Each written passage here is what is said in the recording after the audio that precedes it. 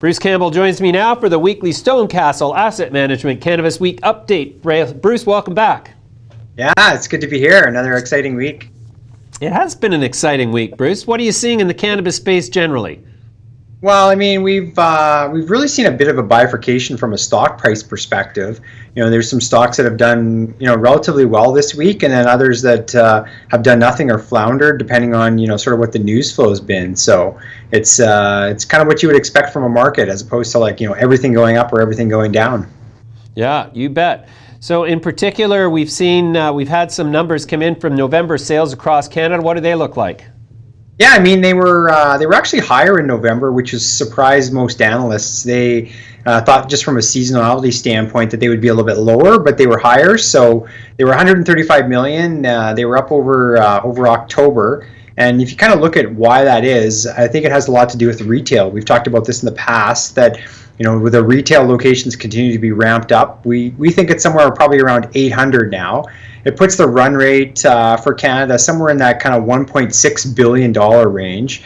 And if you just were to compare that to California, California also has a very similar situation to Canada, where there's a big black market and they have probably around the same 800 licensed retail outlets, and they're doing about $2 billion. So we're kind of on track for that number. Obviously, the big thing that we want to see is to see that build out in retail. There wasn't that build out in retail yet in Ontario, and retail sales in Ontario were actually down 4% on the month, whereas in BC we did start to see that expansion, and we saw I think it was over 40% month over month growth in BC. So it really comes down to the number of retail outlets. Mm-hmm.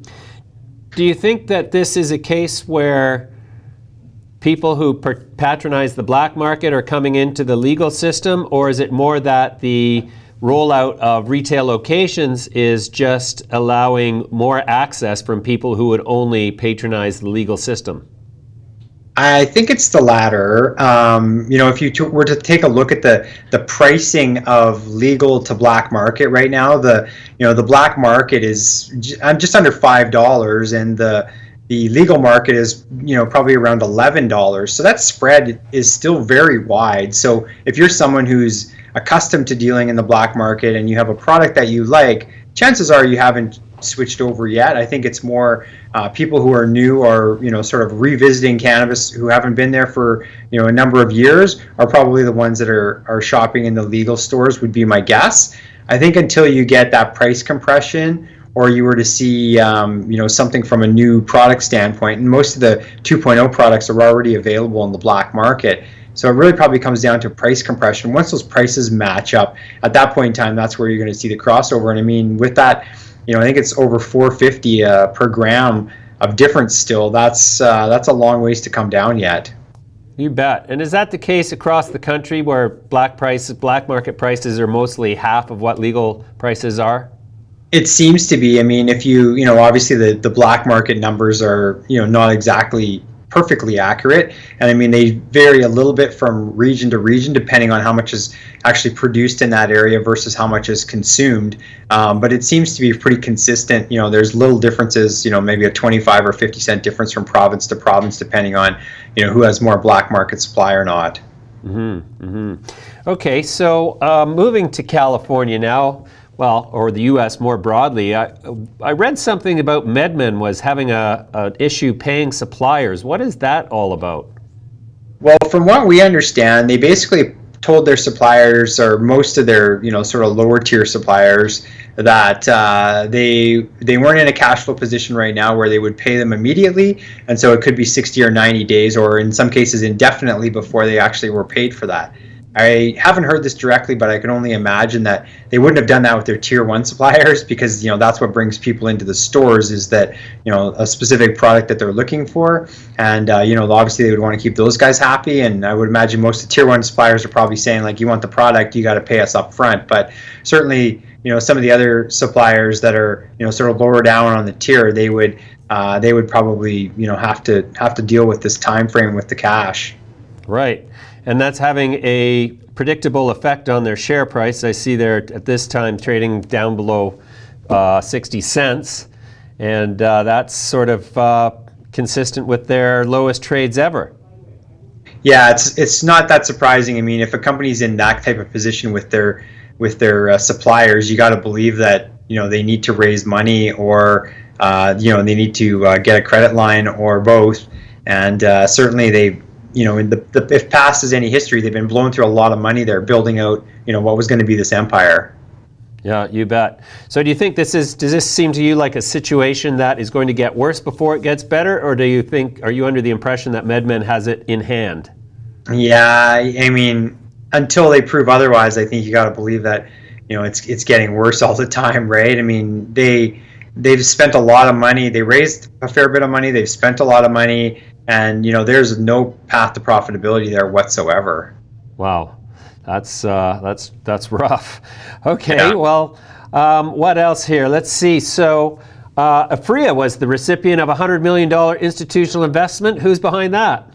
Yeah, we haven't. That was announced this morning, and we haven't seen actually who it is yet, or I haven't seen. Maybe it's floating around out there, but I haven't actually seen. But fairly significant. It was earmarked for kind of international growth opportunities. So we're now starting to really see where some of the early movers and some of the guys that have been a little bit more focused are doing well. And I would obviously put Afria in that camp. They've they've had their difficulties with market stock price and sort of deals in the past, but it seems like the new CEO that's come in there in the last year is really starting to turn things around. And then if you look at somebody like some on the smaller side, someone like Organigram, which is really stuck to their knitting. They've tried to produce the best quality cannabis at the lowest prices, and now they're apparently doing very well with their products in the 2.0 category, with some of the chocolates and some of the other products that they have.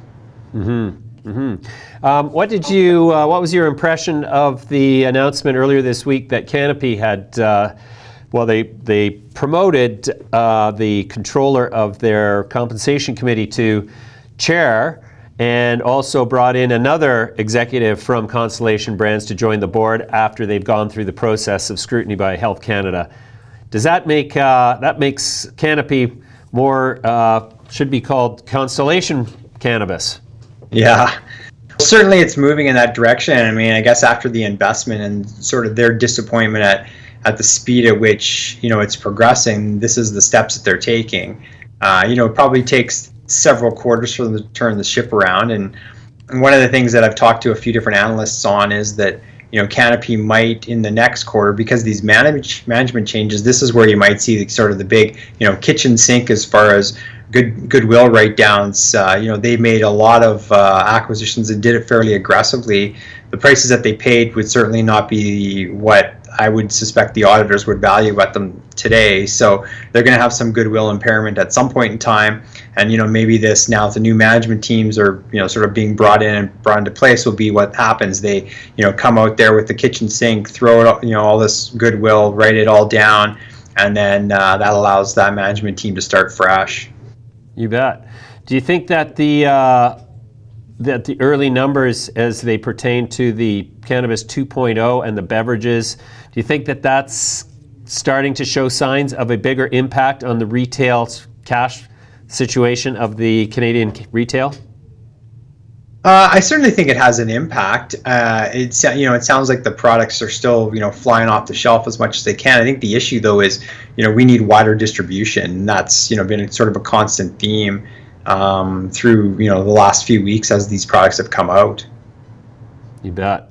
All right. So then, where do you see light at the end of the tunnel for these? I mean, you mentioned at the beginning of the conversation that the great bifurcation is on, but are there any specific examples of a real pull away from the pack going on at this point? Well, we haven't. I think it's too early yet for the market to really have recognized that from a share price perspective.